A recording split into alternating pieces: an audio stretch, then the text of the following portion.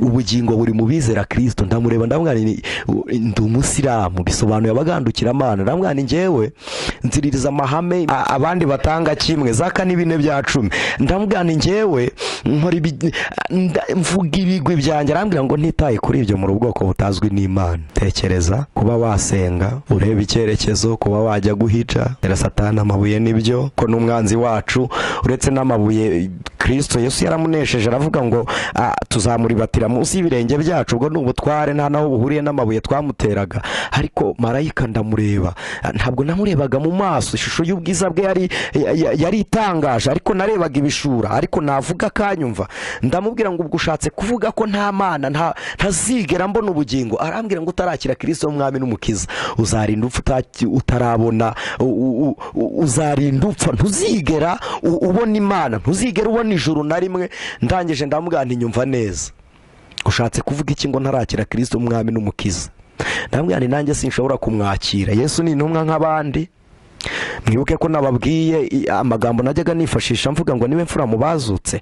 Najyaga nifashisha ririya yabwiye umujura, numvaga ari umunyakinyoma. Yaramubwiye ngo uyu munsi turi bubane, ajya kumara iminsi 3. Mwumva gute se? Impamvu yamubwiye ngo none mwijuru ejo ntihabaho, ntabwo bwira, mwijuru nta mwijima ubayo, hahora umucyo. Umuririmbyi yaravuze ngo imyaka 1000 kuri twebwe, ku Mana ni umunsi umwe. Uwo munsi umwe bivuze ngo ku Mana nta joro ribayo, nta ndangagiye, nta karindari, nta saha, umunota nturashira. Ubu n'Aburahamu nibwo akigenda. Rero iyo Yesu ajya kubwira umujura ngo ejo bundi tuzabana, avuze iyo minsi 3, umujura yari guhura n'umwijima muri paradizo bugacya bukira. Ariko kuko umuririmbyi yavuze ngo hazabayo igitondo gihoraho, ubwo tutazongera kurira ukundi. Yesu yajyaga kumara iminsi 3, ariko amuyisezerano ry'ijuru uwo mwanya, kuko umujura akigerayo ntabwo yigeze abona Yesu atinze. Mumva no, Yesu yarabangutse. Ubu n'Aburahamu nibwo akigenda mu buryo bw'ijuru. Aburahamu nibwo akigenda. Nawe wizera Kristo nibwo ukizera, wirambirwa agakiza k'Imana. Niyo mpamvu ijambo ry'Imana rivuga ngo nimuhore mutegereje, ngo kuko mutazi umunsi n'igihe, ntimuzi isaha n'umunota wirambirwa. Hanyuma impamvu Bibiliya ivuga ngo yamaze iminsi 3 mu mfu ni yihe? Ukoresheje kalendari ya none dufite y'uwitwa Gregory, ifite amasaha 28. Iyi yari mu gihe cya Kristo ni y'uwitwa Julienne, yari ifite amasaha 12.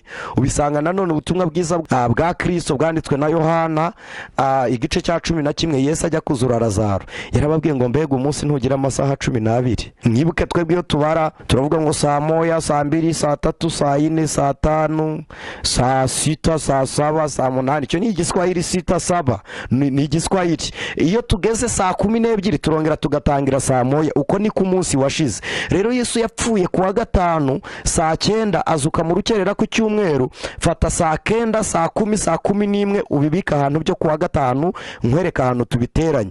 Fata saa 12 Sabato itangiye zo kuwa gatanu, ugere saa 12 mu gitondo cyo kuwa gatandatu Isabato ikirimo. Umunsi wa mbere urashize. Va mu gitondo cyo kuwa gatandatu saa 12 ugere nimugoroba kwa gatandatu saa 12 Sabato irangiye, iminsi 2 irashize. Va saa 12 z'umugoroba kwa gatandatu ugere mu rukerera ku cyumweru. Urukerera si saa 12, hateranye ya masaha twari tuzigamye. Urasanga ari bw'iminsi 3 yuzura. Imana ibaha umugisha. Hanyuma kubwizo mpaka zose nagiraga, jambo ry'Imana rivuga iki? Riravuga ngo intwaro zacu si nk'iz'abantu. Haleluya. Intwaro zacu ntabwo ari nk'iz'abantu, zifata miri n'ibitekerezwa mu mitima ngo kugira ngo zibigomororere Kristo Yesu. Fashe miri ibyari byaragufashe byose, ibyatuma gutizera, mbigomororeye Kristo Yesu kugira ngo umwami w'amahoro, umwami w'isi n'ijuru, ari we Kristo utanga ubugingo buhoraho, agukure mu irimbukiro. Wizera Imana, uhure n'imbaraga nk'izo nahuye nazo, nawe ukizwe na Kristo. Kandi nawe ukijijwe waturirana aya magambo na bene so, kugira ngo duhumurizanye imitima, dukomezanye kugihe dutegereje wa munsi. Marayika nkiburana nawe yavuye ibumoso bwanjye aho yarahagaze yerekera iburyo. Aho ashinguye ikirenge umuyaga we umpumya mu maso.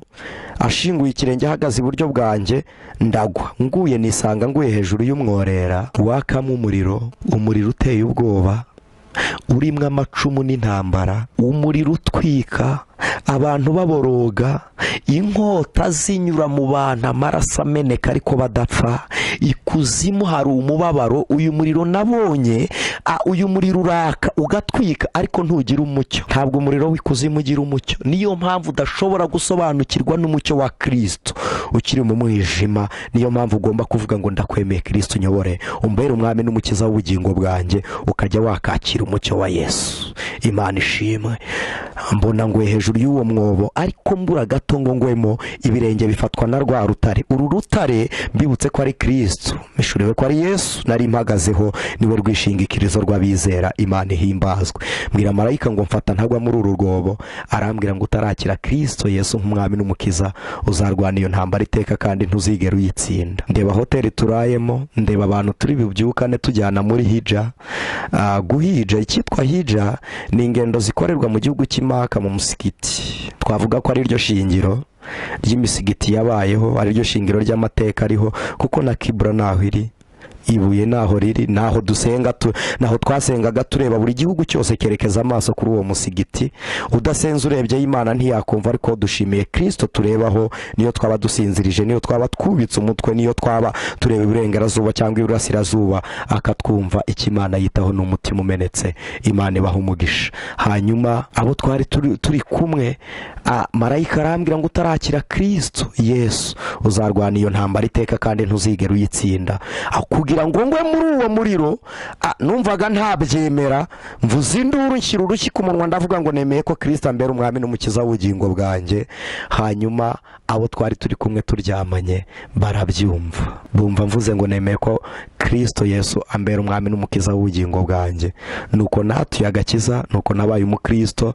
Naje gufatwa n'umugabo umwe twari kumwe, ankubita inkoni 62. Yarambajije ngo urakomeza ingendo cyangwa ubaye umukristo? Ndamwana umugabo dutandukanye ntiyoroshye, ntabwo ndi bukomeze urugendo njye mbaye umukristo. Navuye Nakuru, yakoze mu mufuka $200. Jihad itegeka ko ari uguhita kwica, kuko nari mbaye mu rutadi nuzi idini cyangwa watoye shahadu akava mu idini agahindura idini. We ni mu rutadi, yasohokanye amabanga, afite ibyazi, arahindutse, ntakiri umusilamu, icyitwa gutyo, ubwo ngo arayobye. Nari mbaye mu rutadi rero, Jihad yanyemereraga ko bagombaga guhita banyica, ariko Imana data wa twese irarinda. Ntabwo napfuye, navuye aho ndarorongota, nangera mva Kenya, ndambuka ngera Uganda hitwa Jinja, wenda bahazi ku musigiti wo kwa Kadafi twahatoreye iswara haruguru munsi. Imana iragenda idukura mu kororongotana kugeza n'uyu munsi. Ndo mukristo wo guhamya ibya Yesu.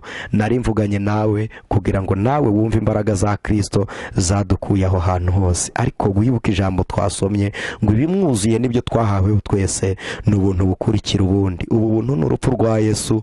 Urupfu rwa Yesu ni wowe yarupfiriye, yapfuye kugira ngo ube muzima, yinjira mu rupfu kugira ngo ahure n'uwari upfuye, arazuka kugira ngo atange ubuzima ku bari bapfuye, yicaye iburyo bw'Imana kandi aratuvuganira. Hari umusigiti wa Al-Aqsa uri mu ntara ya Gaza. Gaza irahahoze hari Yerusalemu. Igice kinini cya Yerusalemu cyaranyazwe, kiri muri Palestina.